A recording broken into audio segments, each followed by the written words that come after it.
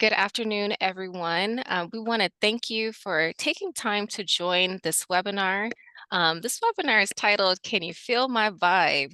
Youth-Led Survey Development, Administration, and Quantitative Analysis. And we're happy to have Natalie and Eve here with us from Mirror Group. And this is, I think, the third session in a series that they're leading for our Elevate Youth California partner. So at this time, I'm going to go ahead and turn it over to Natalie, who will dive into today's presentation. Thank you so much, Shira. Before getting started, first, I'd like to say our thoughts, prayers, and well wishes are with all of those affected by the fires in your state right now. So may you and your loved ones remain safe and well. My name is Natalie Joseph, and I'm Associate Consultant at Mirror Group. So we're a DC-based evaluation learning strategy consulting firm with clients and staff members all over the U.S. I'm based in Orlando, Florida. My background's in public health, specifically maternal child health and epidemiology, but I've worked in the nonprofit space in data analysis and visualization and have transitioned into consulting and doing evaluation work. So I'm here with my colleague, Eve Coleman. She's an assistant consultant at Mirror Group, and she's based in Richmond, and she'll be helping me with some tech facilitation today.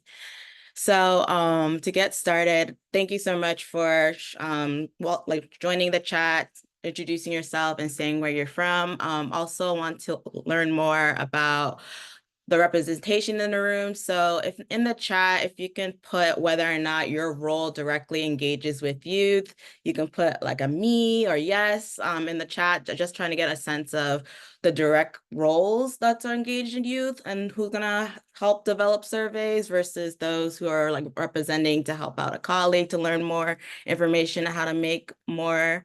Yes, yes. All right, great. Y'all are the frontline folks. Great to hear it. Love to hear it. So glad to know that this is the representation in the room, and we're gonna dive in deeper and to see how we can make some youth-friendly surveys. So to get started,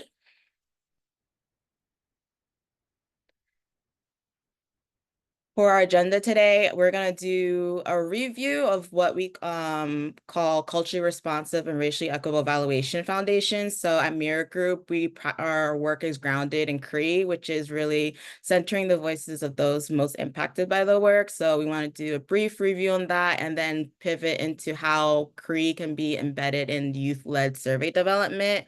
We're going to dive into some tools and implementation strategies, do a little bit of a resource showcase to show the behind the scenes of how to make a youth-friendly survey, and discuss some next moves and closing. Oh, nope. Close it out. Thank you.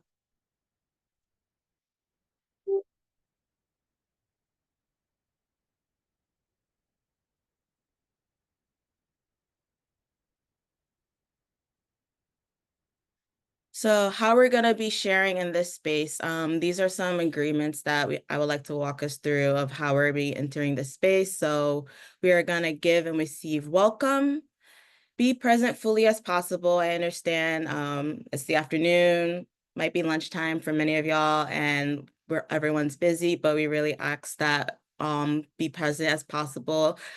What is offered in this circle is by invitation, not demand. So participating is voluntary, but I would appreciate it very much if you're all able to fully engage.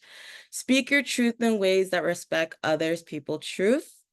Be open to point of views that may differ from your own, and learn to respond to others with honest, open questions. So I invite you to enter the space today holding on to these agreements. I'll briefly pause to see if there's any other agreements folks think that we should consider as we enter this space.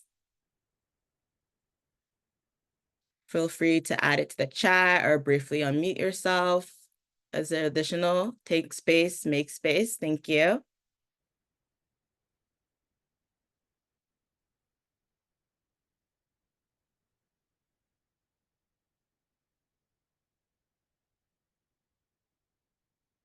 Okay, let us proceed.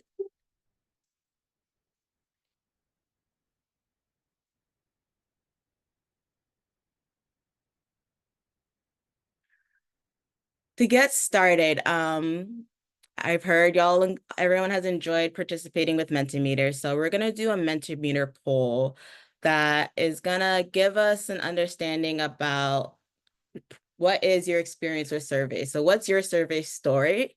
And we're gonna do a poll, a word cloud of one word that describes a challenge that you've encountered in trying to create a survey, implement a survey, distribute a survey. So going to menti.com and entering this 8-digit code. Please provide a one-word description of a challenge you've experienced with survey development.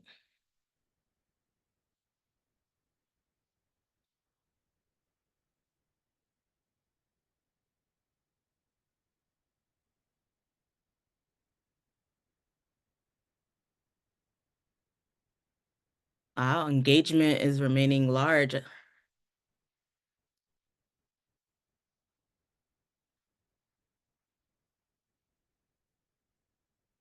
Wow. Okay, that is the QR code. Oh, okay, thank you for that update.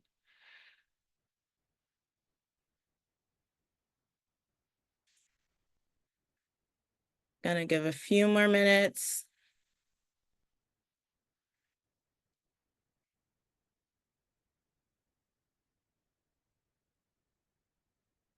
Okay.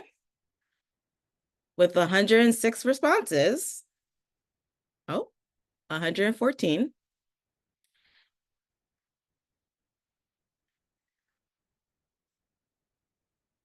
Engagement seems to be the biggest, loudest issue, followed by length and accessibility. So for a brief few minutes, if anyone would like to come off mute and describe an engagement challenge encountered with distributing or developing a survey, you're also able to drop it in the chat about what about engagement has been challenging in survey development. Let's have a brief discussion. Hey, Natalie, I'm glad that you're allowing us to talk about this. This is Jim Bolus from Family Assistance Program, and I'm really excited to sort of find out what comes out of this. I think, we do client satisfaction surveys throughout our agency and all of our programs throughout San Bernardino County. And one of the biggest challenges is getting young people to actually like complete it, actually like give a damn.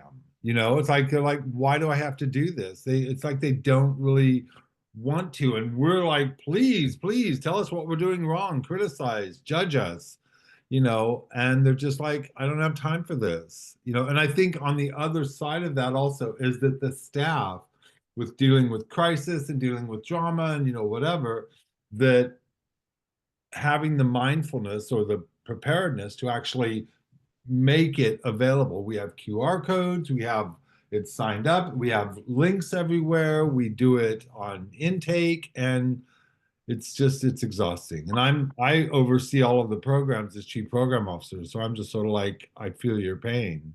Heard. Thank you so much, James. I also see in the chat there's mention of language justice accessibility. Sometimes it's too academic, triggering, too lengthy. Length is also an issue I see as like standing out. Trouble with youth completing surveys because they find that too long. So if anyone wants to come off mute and describe what's too long by reference of number of questions that they've experienced when developing a survey. Hi, my name is Sylvia Gillies from Stockton Scholars. And I know your question is what's too long. I think the community that I work with are young women, women of color specifically in Stockton. It's a new group called the Christus Program. For me, started off working with young African-American women who identify as African-American or Black. Why are they asking these questions? It's an issue of trust in regards to why do you need to know all this information? So I have the length issue as well too. Like how much is too much before they clock out, they get bored, they don't even want to, like I don't have time to fill this out type of thing. But the first question is like, what, there's explanation behind it and things like that. We do that, but they still don't find like how is that relevant to my life, or we just being nosy type of thing. Thank you for sharing, Sylvia. Laura? Yeah, Laura. La So one of the issues we have is the length. We work with a lot of undocu folks, and so the length is kind of already overwhelming, asking a lot of information, especially with our political climate right now. And so the length part is not because it's long, but also like all the questions that are being asked could be also triggered in combinations with the length. That's a good point. Thank you so much for sharing. Well, thank you so much, everyone, for participating in this word cloud, sharing the challenges that you've had with survey development. And let's see, of going through this workshop, we can provide some best practice strategies that can help address and alleviate some of the challenges encountered during your work. So really briefly, as mentioned, at Mirror Group, we practice what is called culturally responsive and racially equitable evaluation and engagement. And really, CRE is about centering the voices of those most impacted in the work.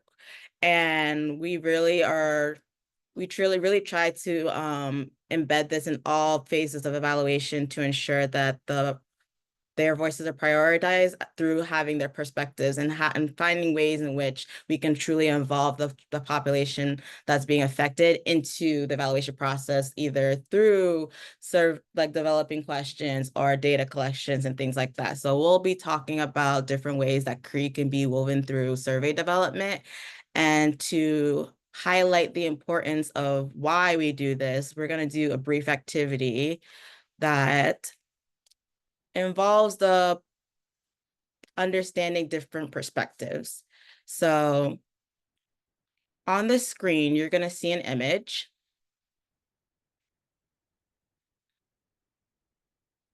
And in the chat, I want you to write what's the first thing you see when you see the image. And don't hit it yet. This is going to be a waterfall moment. But what's the first thing you saw within this image? And I'm going to count down from 5. And then everyone's going to hit enter. And we're going to see what is the difference. What is seen in this image by everyone. So write it out, hover over enter, and 5, 4, 3, 2, 1. Hit enter. Let's see. What did you see first?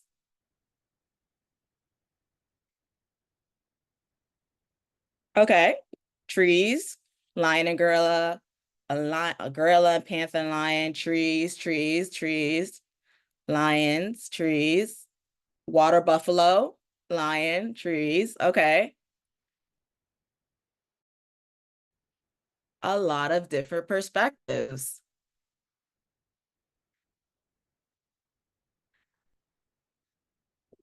Thank you so much for engaging this exercise with me. The point of this exercise is to show that perspective is about where you're standing, and in embracing different perspectives, you can greatly enrich insights and understandings of an issue and the importance it is to those that's affecting. So and by ensuring having different perspectives in the room to provide insight and understanding, it can further enrich something. So let's walk through how youth perspective can be better embedded into survey development so that they do care about why the information is being collected and how it could be used and how it can make improvements. And we're going to dive deeper in some activities. So youth-led survey development in practice. So before going into the activities, I want to first define what is meant by youth-led. And we have a great visual and resource that's attached to this PowerPoint that you all have access later. But essentially, it can provide a guide of what is a different model for youth partner versus youth led. So this guide is from the North Carolina Department of Health and Human Services, and it's about incorporating more youth engagement and substance abuse and misuse prevention. But we're showing it here today because specifically for this image, because it's a great representation of the different tiers to youth engagement.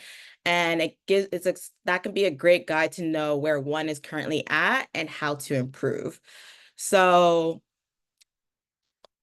it is my understanding, like most of everyone in this room, the work that you're doing, ideal is to be in a youth partner model and youth-led model. But right now I want to talk about how CREE can help you get to being a youth partner model and youth-led model, and how then we're going to walk to activities to show what that looks like in practice with youth leading the charge.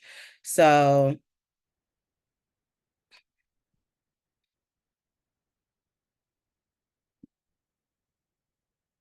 for youth partner model, CREE can support this by influencing the planning stage for survey development. So this is ensuring that youth partners represent diverse community perspectives so that they have that richness of different perspectives involved for the survey. So not only just one age group, but multiple age group, not only just one racial and ethnicity group, but multiple, to have that rich perspective as part of the planning so you can have more feasibility of completeness. You can also have part of the planning stage for youth partner model, have youth actually co-create the questions so that they're identifying the things that matter to their communities to increase the likelihood of completeness as well. For implementation, CREE can support this by supporting youth in implementation roles. So help like involving them in gathering the data or sharing the findings. So have them support promoting the survey, having a youth lead promote the survey to their peers so that the likelihood of them completing it increases as well versus it coming from an adult. But also building in flexibility to accommodate different youth needs and perspectives. So ensuring that there is multiple ways to complete the survey. Someone mentioned a QR code. That is one way to like lean into like mobile technology, but also maybe offering different response options. Like, does it have to be a quick survey? Can they send in a recorded response answering the questions? Like, these are different ways to incorporate CREE by centering those most affected and like what they might need as well for youth partner models.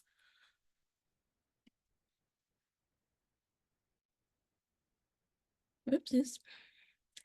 For youth-led, CREE can support this by power shifting. So youth-led truly means fully giving youth full ownership while providing requested support. So giving them full ownership in designing and executing everything is what an example of a youth-led model and how CREE can support this. It also is letting youth determine how their communities define success to have that buy-in and participation throughout. CREE can support a youth-led model engagement by having a systems change focus and helping youth get access to the data they need to know about the structural barriers at place.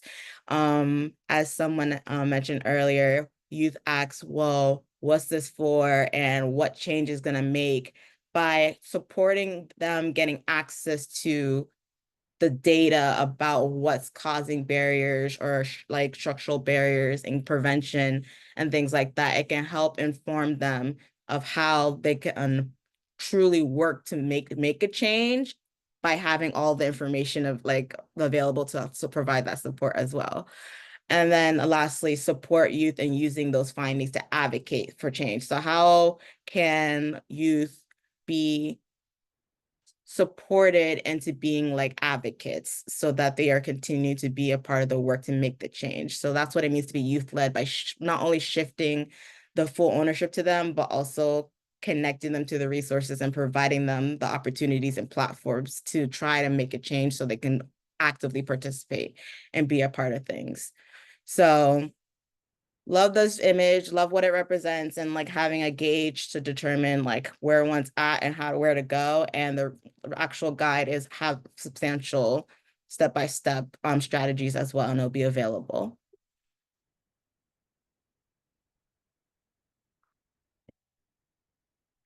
So something else when it comes to survey development is something I like to call the 3 pillars of data collection. So important component for survey development obviously is planning.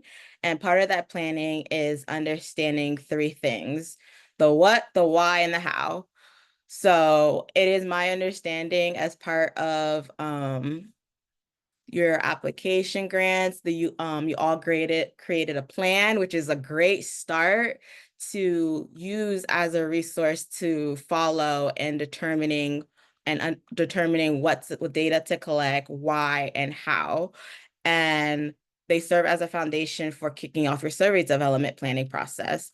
Additional guide that we have found that can supplement your plan is a resource from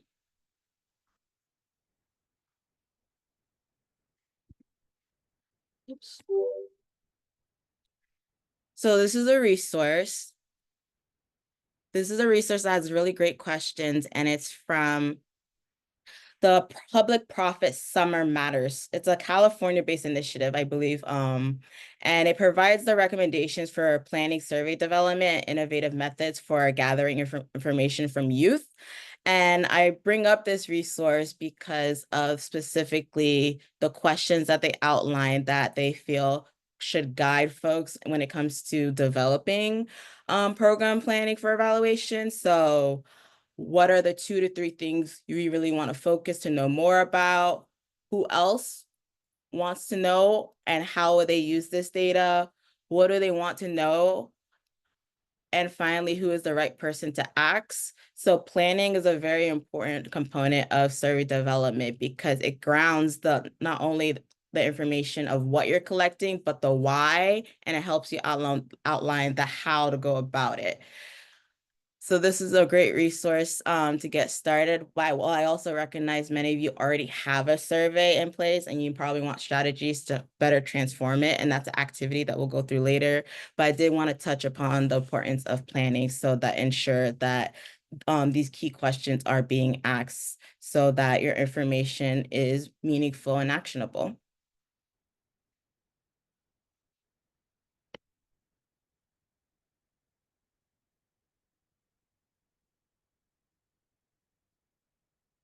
And part of that resource, it's grounds the questions in these 4 focuses. So like it's about establishing a focus, determining methods and activities, how to use the results, and then plan the next steps.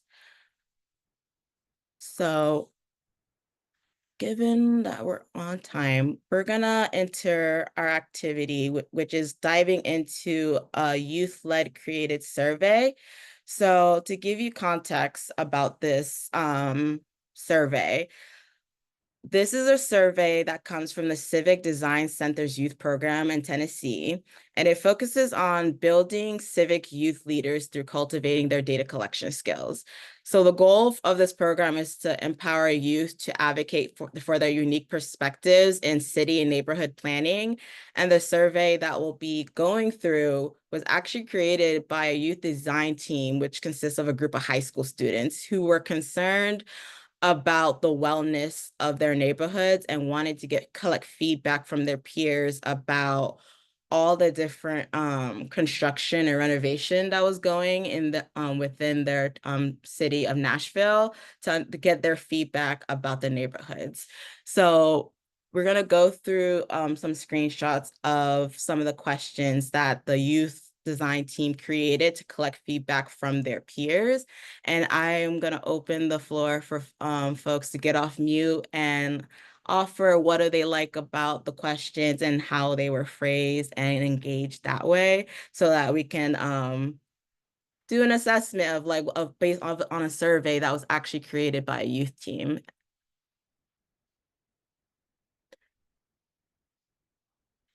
So this is the first page of the survey for this youth wellness map. They structured it in this way where first thing they start is, do you know your home address? And for context, the survey is to be completed by anyone under the age of 18. So what sticks out to you and how this first page of the survey is structured?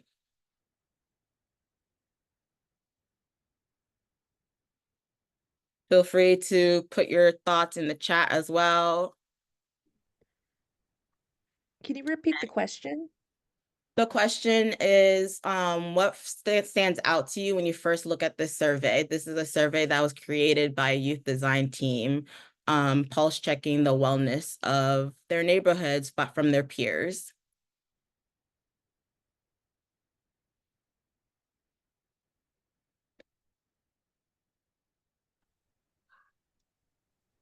I see a lot of responses in the chat, and I see there's anonymity. There's examples of answers in the responses, so to guide folks in how to answer. I have a question. What's on the drop-in for where do you go to school? What are the options? So Eve's gonna actually drop the link to the actual survey in the chat Oh, too. okay. That allows you to see it. Sure. But it has like the actual names of the schools within Tennessee. Oh, thank you, Eve. So very detailed, okay. Because some schools are, yeah, I was just thinking some of the youth I know, particularly in our area, I think we have continuation schools, probation schools, community schools, and independent study. Um, Okay, thank you.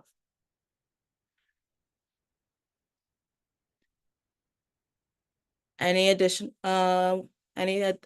thoughts on what stands out for this first part of the survey that you like?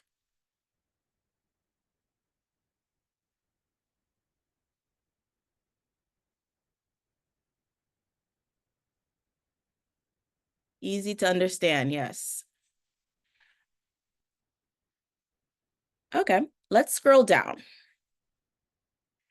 So now at this next part of the survey, the youth are now asking specific questions about the wellness, because the whole purpose of the survey was to understand the wellness of the neighborhoods of their peers. And they're asking the questions in a rating scale of 0 to 10. And this is how they've chosen to structure this portion of the survey. And they identified what is meant by wellness by breaking it up into specific categories. What are initial thoughts about how this segment of the survey is structured? I like that it gives options to move around rather than like a yes or no answer. I think it's flags. Yeah. There's a sliding scale and it automatically populates a number rather than you have to think about a number.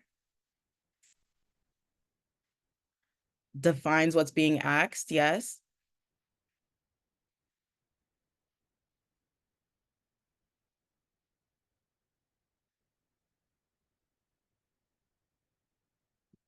I see a comment about the design of this section could be a little overwhelming. Yep, I agree, because of like the platform it's on.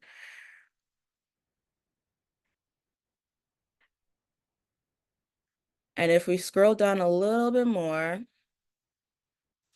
there is additional questions. So like I personally would have broken up some of these sections. So it is not necessarily just one sections, but I think the intention was to group things, like things together. So this is all questions that's meant to capture wellness and keep that together. But for the most part, yeah, sliding scales and making it interactive is very, very much. Too many questions. Tell me more. I think one of the things that we run up against, and maybe it's just because of the surveys that we do, because we do them on an ongoing basis, right? Like a weekly basis of whoever wants to do them. Something like this long would not work for us. And I'm also wondering like the willingness to stay engaged in these questions. I mean, what's in it for them? And it's not saying that young people are, always in it for themselves, but it's also sort of like, I got stuff to do. Why am I like spending my time with this? You know what I'm saying? We work with runaway homeless youth, so the attention span is very like down further a lot. And it's a lot of crisis, so it's not a lot of like stability. So that's the lens I'm looking at this through.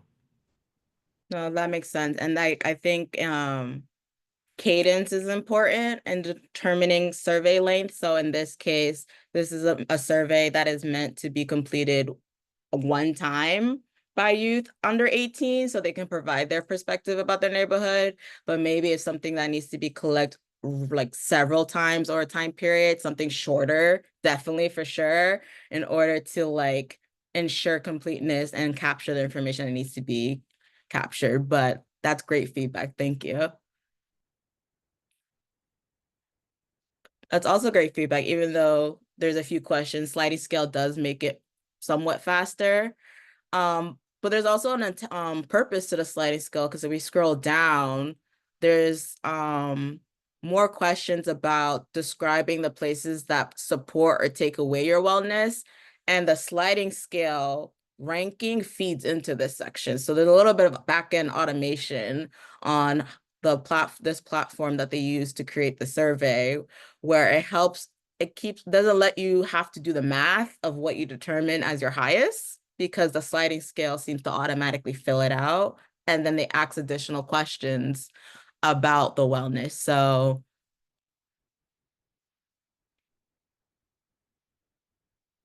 I believe so. It's cross-validating the information. That's what I took away from it, of like when you slide it in the section for wellness, it pre-populates downwards, so it helps you determine what's the highest and what's the lowest.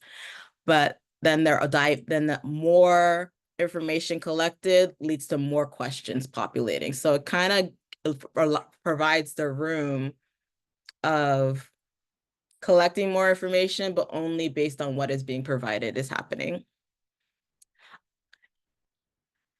Okay, and we're gonna keep going down.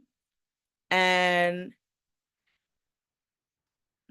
so they were specifically asking about neighborhood and school. So I'm not necessarily clear on why they wanted to understand the difference between neighborhood and school, because I didn't fully read the intent for the program, but this is basically matches the previous section, but it's for a different type of neighborhood that they wanted to know the wellness of. But if we go down further, this is where it's much interesting, where much down is where they're collecting the demographic information. So where do you all typically put the demographic information when you create surveys? At the top? I see at the end, at the top, at the beginning, at the end. So variations. Variations. Okay. Thank you, Eve. If you could go back to the slide deck.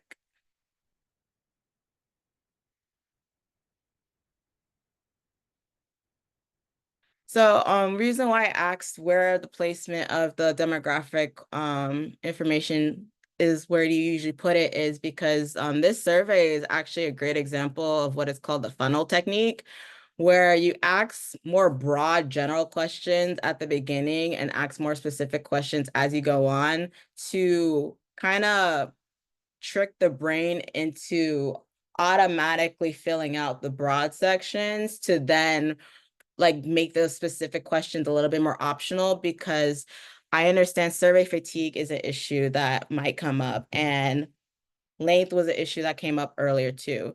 But the purpose of this funnel technique is to leverage capturing as much of the broader information as much as possible, and providing opportunity for other opportunity to ask the specific questions at a different time. So what are other times within programming that some of the specific questions can be asked? If you have monthly circle discussions with youth, is that an opportunity to ask some more specific questions versus putting it in the survey and having only some people complete it and some don't? Like, what are other opportunities to move some of these questions? Or is it data that can be collected somewhere else in the programming? Do you have registration data that captures that specific data? So does it have to be included each time at the end of the survey if you already have it somewhere else? So what are opportunities to kind of reduce the survey length in a way to capture more of the main information and save the other information to capture in a different way? Oh, that's a good point. So leaving it at the bottom allows for trust building too. So it's like, because surveys are voluntary, like you're not necessarily having to tell me exactly what I want to know, but it's like a voluntary offering if they want to complete it by putting it at the end. It also changes the power dynamics too, because it doesn't kind of becomes targeted. Like you're not targeting the person's identity. You want to hear from them. And then at the end, you're like, okay, now that you gave me all this knowledge and insight, who are you? You know? Mm-hmm. Thank you so much. That is a very good point. All right.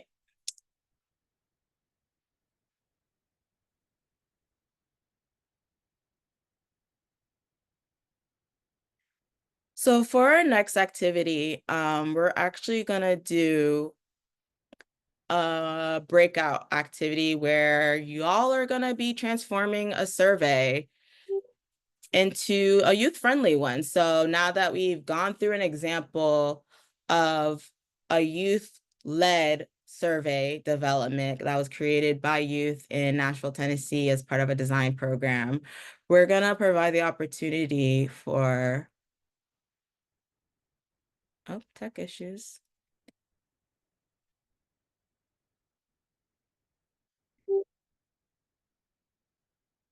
Next. Sorry about that. We're going to provide the opportunity for you all to go into breakout groups using a transformation guide to transform a mock survey that we've created for this exercise into youth-friendly, something that youth will be more inclined to complete. So there is about 100 folks. So we're going to do breakout groups of 10. Your groups of 10, and the link will be dropped in the chat with the document that you can access for the survey and the guide. And if you have any questions, feel free to come ask when you come back. There'll be about 10 minutes for this activity. And Eve's gonna organize the breakout groups now and send you to each room.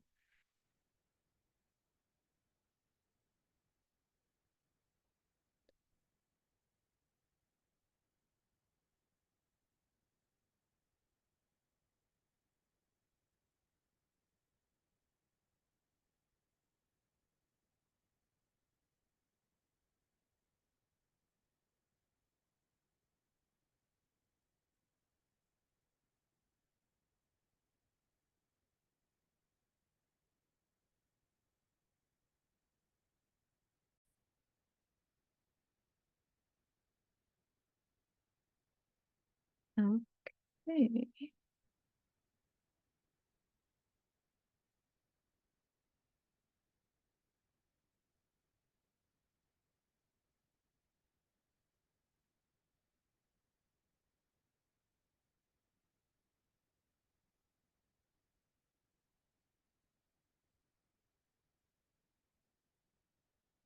Welcome back, everyone.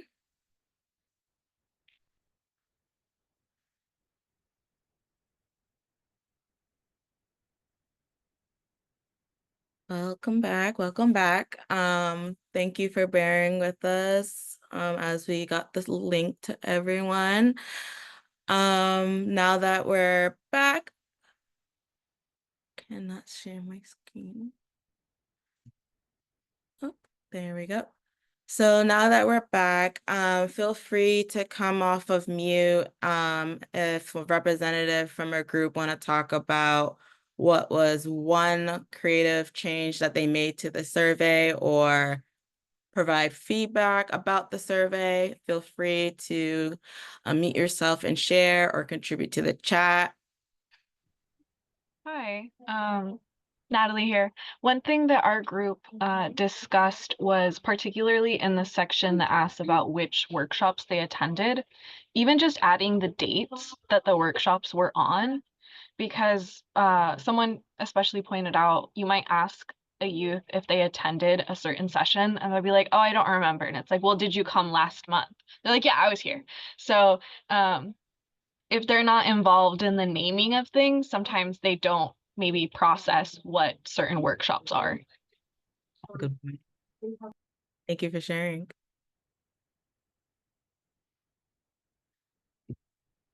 Any other changes or recommendations that someone saw fit to make to the survey? Laura? Well, my question is, it's already a paper, doesn't have interaction, it's very, a kiddo would not do it. And we were talking about incentives, but we don't have incentives available every time. And I think one of the things my group was talking about, it's like maybe asking the youth how they would like to see this survey presented before we even take the survey. I think surveying the survey, surveying the survey. No, that's good. Pilot test it.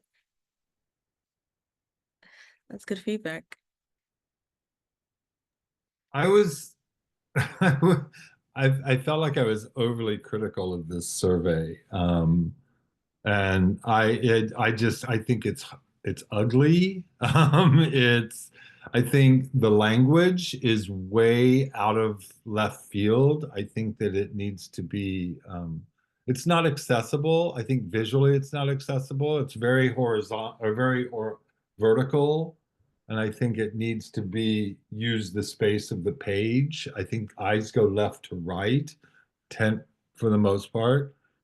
I think I love the sliding scale from the Nashville survey. I think that can be implemented in here so well. Likert scales are so boring. So I think the more that you can do that sliding scale thing, I think color in here. I think also attention span, and it's not to be judgmental of young people, but there's a huge challenge for attention and stimuli. And I think 18 questions, no way. No, I would down that, like I would go to 6. I would get like 6 or 7. So, I mean, I don't think you're going to get as much mindfulness and willingness in completing something like this. I would also like, with each question, I would put the question in bold. I would make it stand out. So visually, it's like question, answer, question, answer. Yeah, but I mean, it could be fixed. Definitely. Very good points. Thank you, Jane.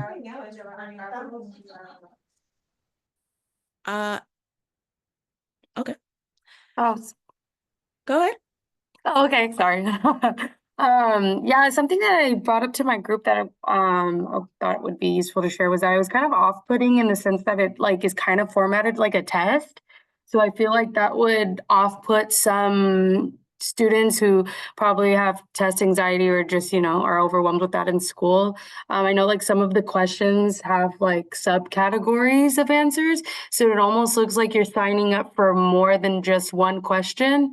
So that kind of just goes into, the format and like the design and the style, like a lack of color and whatnot. So very reminiscent of a test. That's a good point, and don't want to remind young people about taking tests to turn them off about completing the survey. Exactly, yeah. Edward. Yes, so one thing that our group had discussed was the language barrier, probably providing the survey in a different language as well. because there are some youth that only just know one particular language. Very, very good point. And I see in the chat, the word required was put at the top, and that can be triggering for some, seeing something that says required, whether or not an affects completeness. That's a good point.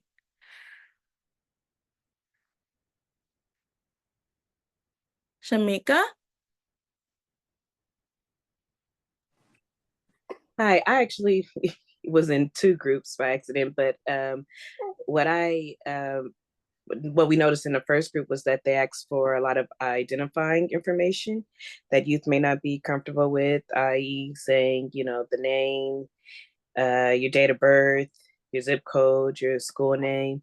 A suggestion could be, you know, putting numbers, you know, or adding some type of other identifying marker for when you go to, you know, track the data or record the data, that you can get that information, maybe, you know, without necessarily asking them to put their name, date of birth, zip code, and school, all their identifying information, or what the youth would perceive to be as identifying information. Good point. All right, and let's go to Virginia as our last share. Please continue sharing in the chat your thoughts of like how to make surveys make that survey more friendly. But Virginia?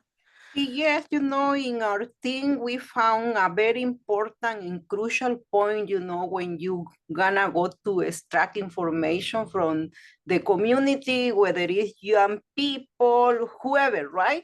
Incentives plays a very important role, right? If you give an incentive, you know, you get more participation.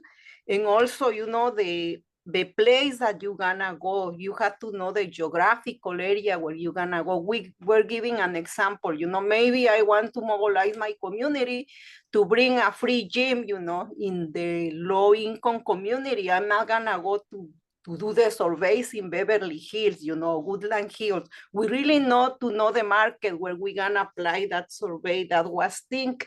The other thing is languages, you know, because there's community that basically they don't speak English, right? So have it ready in different languages. And also, you know, let them know, especially for the immigrant community, they're very afraid to put information in there. Let them know that it's confidential. It's just for an study, you know, or to extract data. And also, you know, it has to use terms that are easy to understand. So you will be able to extract all that information that you want to feel the purpose of what you are looking for. That were some of the things that, you know, that we were discussing some more, but I let the, you know, somebody else to participate. No, thank you for sharing. And these are all good points. And I appreciate the feedback and participation in this activity. So in talking about all these good points, our next section that we're going to be going into is about tools and implementation, and really bringing back some of these recommendations that you all are talking about when it comes, what are some things to consider when developing youth-friendly surveys. So we're going to go to the next slide.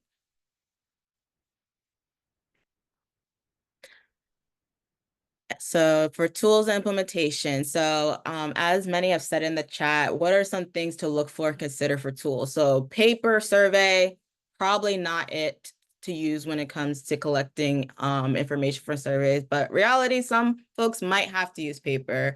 So what are other things to consider for surveys is accessibility, having multiple modalities to collect on this information. So can they use it on mobile devices? Is it something that can be used by screen readers or other devices? Many have talked about the sliding scale from the first survey, youth created survey that we went through. So having that customization option to have sliding scales for ranking, or utilizing images as responses is a type of customization that takes into consideration as well. Translation options, thank you for those who mentioned that. Large text options. So someone earlier mentioned bolding the questions to ensure that like students or youth are able to understand which one is the question that they need to be answering by making it large or bold. Branching is a survey technique for digital surveys that also can be leveraged. We saw it a little bit in the Nashville-based survey where based on what response you selected, another question will come up, and that's on branching as a technique to collect more information, depending on what you want to know, but like using the funnel technique when you're collecting the broad information, and you can use branching based on the response to gather more information about a specific thing so that not everyone has to complete the entire survey, especially if there's specific information to know. So that's also a technique. Also to consider is those interactive elements, so gamifying it. That's what I consider the sliding scale to be, is like making it into a game a little bit and easier to respond. What are some questions to ask when considering looking at tools? So can youth easily learn to use this tool? Does it work across our participants' devices? And how does it handle lost internet connection? Because yes, you can do digital surveys, but is the platform capable of having offline mode for this digital survey? So can a youth still complete the survey if there's no internet? Can it still be submitted? That's something also to consider when exploring tools for surveys. And for our next slide, we're gonna have Eve actually do a resource showcase for Google Forms. I believe someone mentioned earlier this is the platform that they used for surveys. So Eve's gonna go on the back end to show how some of these tricks can be incorporated into Google Forms on the back end. And while she's doing that, I will be dropping questions in the chat for engagement.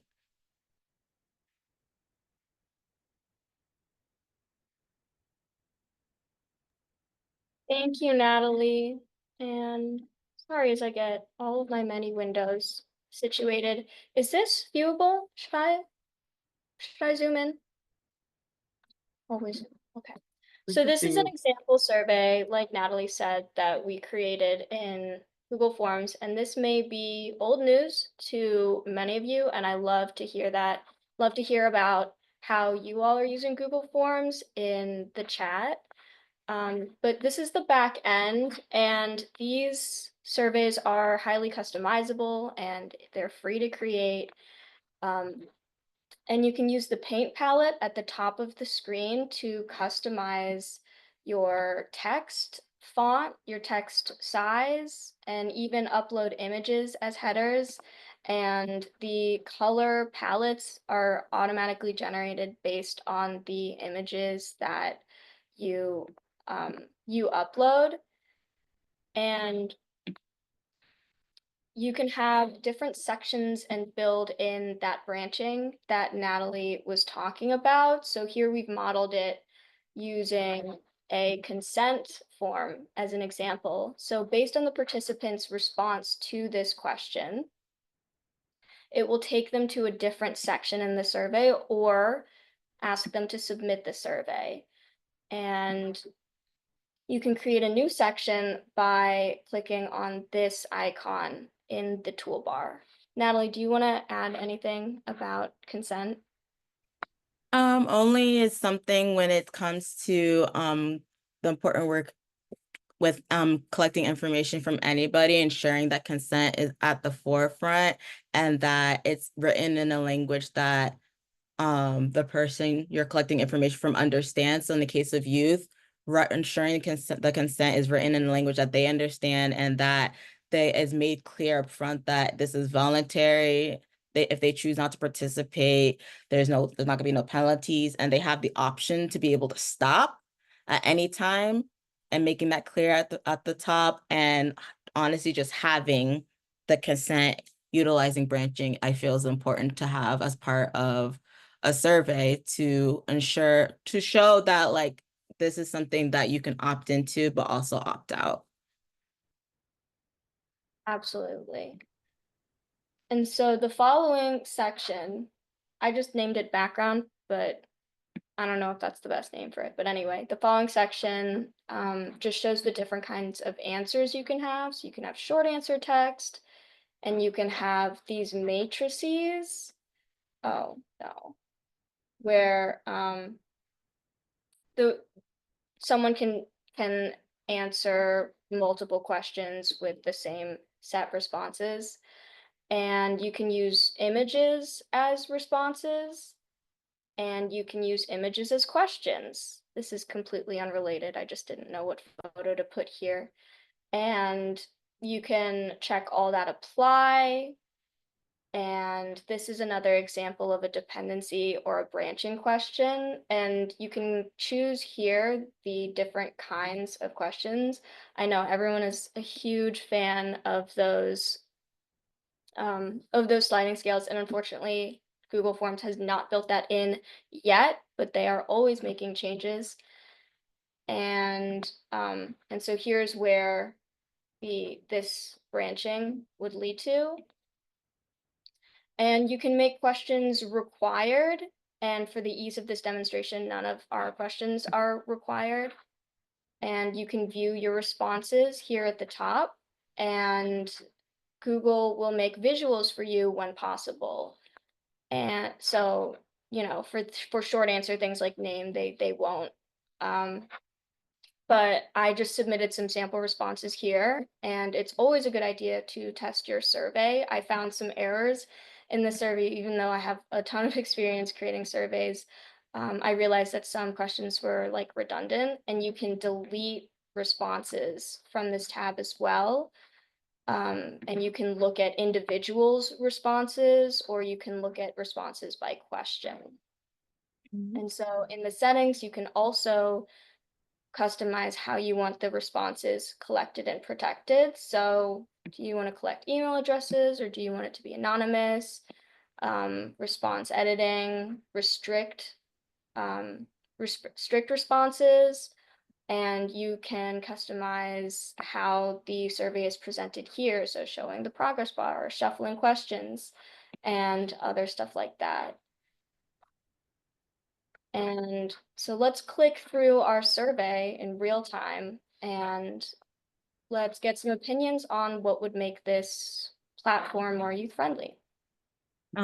Actually, Eve, I think since we're running low on time, I'll answer a few questions in the comments about Microsoft Forms and I believe Qualtrics. So I have, in using Microsoft Forms, I believe it's customizable, and it's similar in Google Forms, but similar to Google Forms, you have to ensure that the survey is the sharing of it's turned on so that anyone can access it. So like we're a Google Workspace platform users, so like sometimes because we use Google and we open the survey, it works for us, but sometimes we don't realize it's not turned on so that external people can utilize it. And that's something to consider as well with Microsoft as well. We also do have Qualtrics, and Qualtrics can be used. The thing with Qualtrics is it's a learning curve for customization, but it is something that could also be used.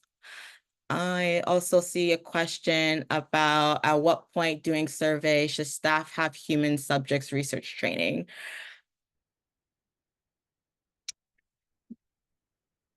That is a little bit of a catch-22 question since we are a research and evaluation consulting firm. So like my thinking is having it at the forefront, but if that's not realistic, ensuring that consent is a part of the surveys is something that like at least should be a part of the process as well, if they're not necessarily fully collecting data and information for the purpose of research, of at least ensuring there's a consent portion of sorts at the surveys.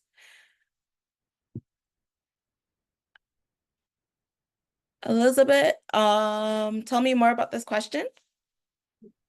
Yeah, when we were reviewing the Google Forms and that question, do you consent to continue? because we give our program at a middle school, so we don't ask the students if they consent when we give out surveys. We just give them out. Is that a requirement to have a consent before anybody completes any survey?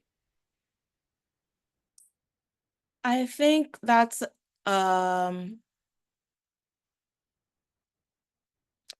I think that's something that can be discussed within your team, and because like you know your program best and how the information is going to be used. So my lens is coming from a consulting firm. So like when I engage with folks, we ask for consent to utilize their information because they're the owners of their information. I think that should be, yeah. I'm sorry, I don't know fully how to answer that question to the best of the ability, but it's something that we feel is important to incorporate, especially as youth become more involved in the program and in the enhancement of your program, or participating in the development of it. It's something that you can work towards considering incorporating, is capturing that consent to ensure that they understand how the information will be used.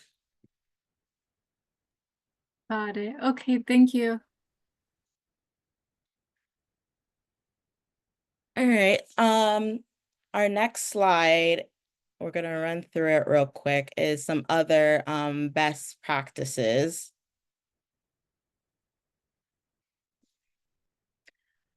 And we talked about it, but from our perspective as consultants, we see consent as an important part of survey ethics. But also we talked about this earlier about question structures. So keeping the questions clear and concise and having one concept per question. And having the option of prefer not to answer options makes surveys a little bit more flexible. So it's not a required thing that they have to do or complete. Having an appropriate number of options, so maybe 4 to 7 instead of like 8 to 12 options to select from, those clear rating systems, those visual supports, and a creative twist to consider is maybe having a short video overview as they click into a survey of like thanking them for completing, considering completing the survey, or also gamifying the responses and having those drag and drop ratings as well as participation. And then next, we're gonna talk about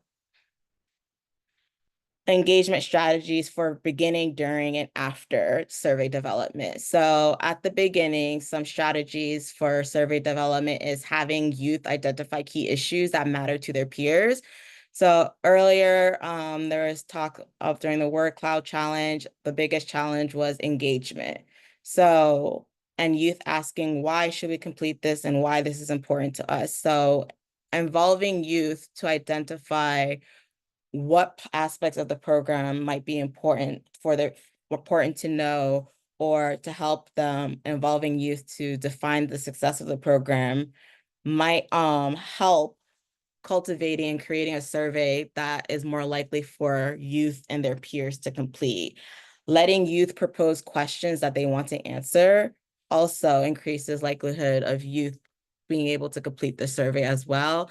And I think someone also mentioned this earlier, but doing a pilot test. So developing questions, having youth that participate in the program pilot test those questions, saying would they actually complete this question if they saw in a survey, is some engagement strategies for the beginning of a survey development.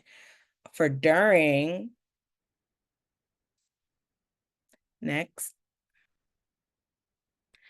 For during the survey, we can let youth identify best ways to reach their peers. So have youth participate in the distribution of the survey. Training a small group of youth to be survey ambassadors to encourage participation is also another strategy for deploying the survey and administrating, because if it's coming from their peers, it might increase their likelihood of them actually complete it versus if it came from an adult. So that's something to consider as well. And then for after, is considering how youth can participate in the analysis, discussion, and interpretations. So something that we've talked about in some of our TA sessions is having those photo box opportunities where youth are able to provide an analysis about the pictures they take in, or having a presentation and let the youth define the analysis and share the findings and define what's meaningful from the analysis. So these are different strategies for youth engagement for beginning, during, and after survey development that one can consider as well. So for our final discussion, what do you wish you had known before implementing your first youth survey? So feel free to come off mute or put in the chat, but what is something you had wished you had known before implementing your first survey?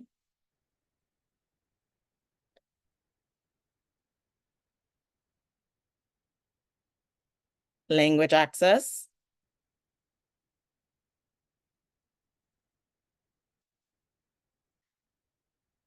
Anyone else would like to share something they would like to have known?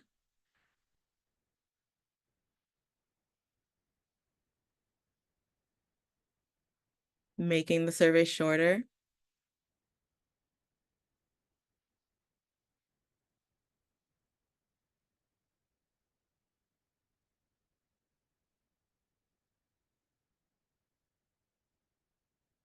Tell me more about this required questions, if you can. Yeah, so for me, I've been doing a little bit of the program evaluation. So at first, when I was thinking of developing a survey, for me, it wasn't the first thing in my mind to know, for this project, what's the required questions? What do we need to report to our funders? And I think that that was something that was not the first thing to come to mind. So that's what I wish I would have known, I guess, when I first started. Thank you. I see some comments about how the survey looks visually is something that's important to have known. And then what group or age, knowing that was important. Okay.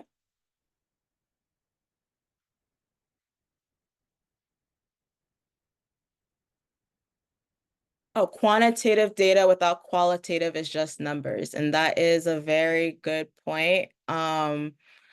Quantitative data only tells you one aspect of the story. It tells you what's going on, not necessarily why. So having a mix of quantitative and qual is a good way to have a holistic view of everything and understand what's going on to provide the accurate next steps. So thank you for sharing that. Okay, with that I will say is the end of our workshop. We have a slide with some resources and materials. Shira shared earlier, there are TA sessions with my colleague Alicia and I about how to embed evaluation practices, or honestly, any data analysis collection concerns you have or advice you would like to have.